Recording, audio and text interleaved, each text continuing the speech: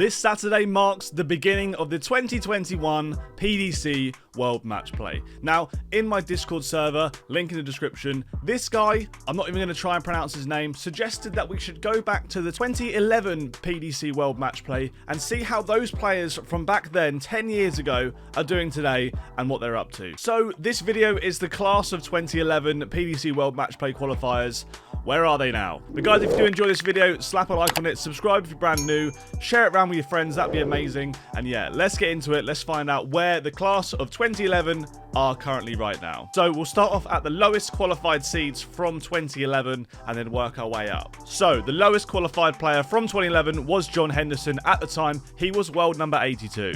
Fast forward 10 years and he is a world number 44, but he did not qualify for the World Match Play this year. Next up, Scott Rand. He was the world number 72 at the time. Nowadays, not a clue. I have no idea where Scott Rand has gone. He's kind of just disappeared off the face of the earth. His last event was July 2014, where he played in a European Tour qualifier, and we haven't heard from him since. Next up, Chizzy Dave Chisnell. Back then, he was world number 59, which seems crazy. Today, he is world number 8, and he is also playing in this year's World Match Play. So 10 years on, Chizzy's still in the mix. Next up, we have Justin Pipe. He was at the time the world number 41. He is currently the world number 56, still playing on the PDC Tour, not qualified for the Match Play this year though. Then we have Mile High Mark Hilton. Back then, he was the world number 39. He qualified in 2011. This year, he's retired. I guess you could say he's not played since May 2017 in a Challenge Tour. We haven't heard from him since. Maybe we'll see him at the senior event though. I'm fairly certain he's over 50. Hopefully he'll qualify for that and we'll be able to see the Mile High Mark Hilton once again. Next up, we have Peter Snakebite Wright. 10 years ago, he was the world number 34. He did qualify for the Match Play in 2011. But today, where is he? Well, I think everyone knows. World number 2, former world champion. Is he in the Match Play this year? Yeah, he's in the Match Play this year. Next up, Steve the Bomber Brown. Back then, he was the world number 31. Today, he sits in the world number 92 spot, so he's still on the tour. He's still going, but he won't be playing in this year's World Match Play. Next up, John Parts. 2011, he was world number 30. And this year, well, he's kind of retired. We haven't seen John Parts since Q School 2020. During 2020, he did play in a few CDC tournaments, did like North American tournaments and stuff. But nowadays, you're quite likely to see John Part on TV, just not throwing anymore. He's now a commentator and an analyst, and he's a very good one at that. Next up, Alan Tabben. Back then, world number 24. Today, still on the tour, world number 84 at the moment of recording this video. Not qualified for the Match Play this year, but he's still going, so fair play to Alan. Still plodding along, still going there. Next, we have the Heat. Not Damon Heta, the old Heat. Dennis Ovens. Back then, world number 23. Currently retired, I think you could say retired. He's not played since February 2015 in a UK Open qualifier. I've since seen Dennis Ovens, but unfortunately it wasn't playing darts. It was actually outside the Lion King at the London Theatre. Next up, Stevie B. Steve Beaton. Back then, he was the world number 22. Currently the world number 37. Stevie B is still plodding along. This is going to be the first Match Play in 20 years that Steve Beaton hasn't played for.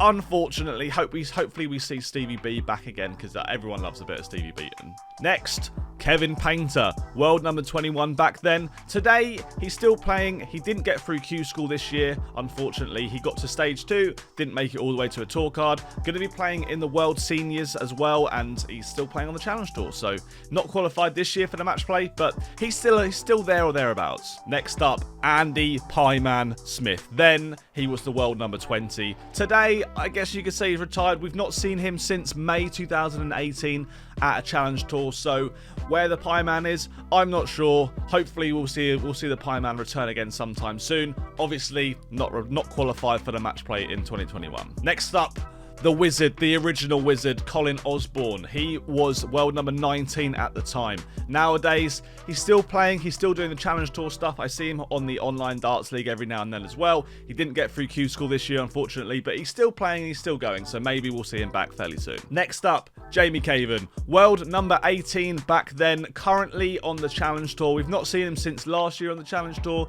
but we might see a bit of a resurgence from Jamie Caven coming up at some point soon. You never know. He, of course, did not qualify for the Match Play this year, unfortunately.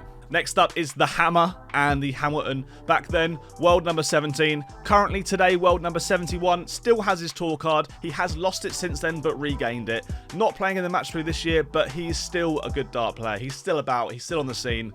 The Hammer might be coming back at some point. We might see him in some more tournaments coming up. Wayne Jones, still plodding along, like Andy Hamilton. Back then, world number 16. He was a seed in 2011. These players onwards are going to be the seeds for the Matchplay from 2011. He was a seed, currently world number 69. Not in the Matchplay this year. Still on the tour, still plodding along, still doing bits. Credit to him, because he's been around forever. Next up, Vincent van der Voort. Back then, he was the world number 15. Today, world number 27, but he's still going. He is still going. He's in the Matchplay this year, so he is qualified 10 years ago. He's qualified today. I'm sure the crowd will be singing the Vincent van der Voort song this year as well. The same as they probably did back in 2011, so Vincent van der Voort still playing, still on the tour, still in the Matchplay. Next up, we have Mark Walsh. Back then, world number 14. Today, though, you could say he's retired a little bit. We haven't seen him since the Challenge Tour in 2020, although he has said that he's going to go to the qualifiers for the Senior World Championship. So we might see Mark Walsh during those events. Next up, Colin Lloyd, world number 13 then. I think it's safe to say Colin Lloyd has retired. He's not played in a tournament since Q School 2018. Obviously, not going to be in this match play either, but a legend in his own right. Not really playing that much anymore, but yeah. Anyway, on to the next one. Ronnie Baxter, world number 12 back then. Currently, I'd say he's retired.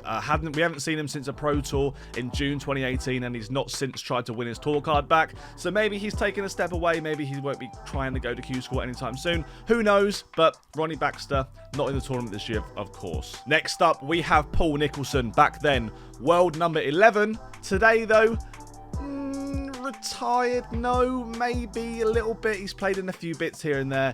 We haven't seen him since Q School 2020, but we might see Paul Nicholson back. But of course, we do see Paul Nicholson, or hear Paul Nicholson, a lot on the commentary desk, in the radio side of things for darts, and obviously as an analyst as well. So we do still see a lot of Paul Nicholson. Of course, not qualified this year for the World Matchplay. Mark Webster, back then, world number 10. Unfortunately, we've not seen him since he lost his tour card in 2019. He hasn't been to Q School since to try and win it back. There's a lot of reasons to do with injury and stuff, but we've seen Mark Webster recently on the online darts league, which is super cool. He seemed to play really well. I think he averaged like 107 in one of his games. Looked like he's still got it. But of course, like Paul Nicholson and like John Part, we see him day in, day out on the TV events when it comes to commentaries and analysts and all that sort of stuff. So we still see him fairly often, but it's looking like we might see a bit of a Mark Webster comeback at some point, which would be cool. Next up, Merv King. The King of Kings. He does not go away. Back then, world number 9. Today, world number 20, but he has qualified for the Matchplay this year, and he is in some decent form as well.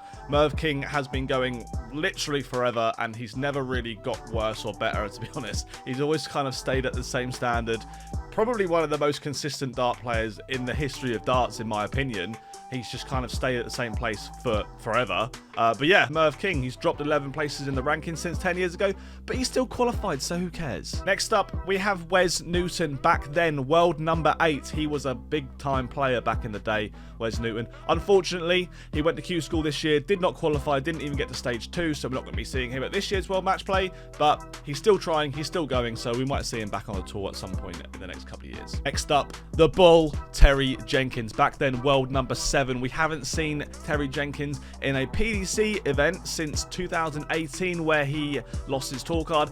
Didn't go back to Q School at all either, so unfortunately, that's that. But he has been playing in the online darts league recently, so we might see him again at some point. Next up, the five-time world champion Raymond van Barneveld. Back then, 10 years ago, world number 6. Currently, world number 82. He has given up his tour card. He has won his tour card back. He's now world number 82. He's not qualified for the match play this year, but he's actually playing quite well, and I'm looking forward to seeing how he gets on for the rest of the 18 months that he's got left on his tour card.